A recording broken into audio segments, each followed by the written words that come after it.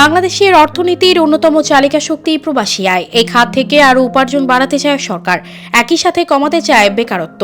এই লক্ষ্যে কমপক্ষে আরও 60 লাখ মানুষকে প্রবাসে পাঠাতে চায় সরকার। এ সরকারের আমলে আগামী বছরে এই লক্ষ্যমাত্রা নির্ধারণ করা হয়েছে।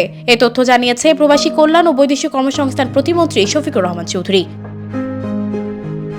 মঙ্গলবার জাতীয় সংসদের অধিবেশনে শফিকুর রহমান চৌধুরী বলেন, বিদেশি কর্মী পাঠানো একটি চলমান প্রক্রিয়া। বঙ্গবন্ধু শেখ মুজিবুর রহমানের দূরদৃষ্টি এবং সঠিক ও সময়োপযোগী কূটনৈতিক তৎপরতায় স্বাধীনতার পরপরই বাংলাদেশি নাগরিকদের জন্য অভিবাসন এবং বৈদেশিক কর্মসংস্থানের সুযোগ সৃষ্টি হয়েছিল।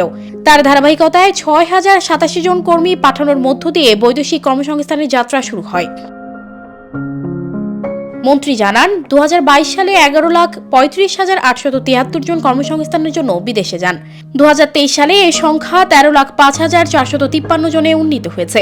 আগামী 5 বছরে 60 লাখ কর্মী বিদেশে পাঠানোর পরিকল্পনা রয়েছে। সানজিদা রহমান, প্রবাস খবর।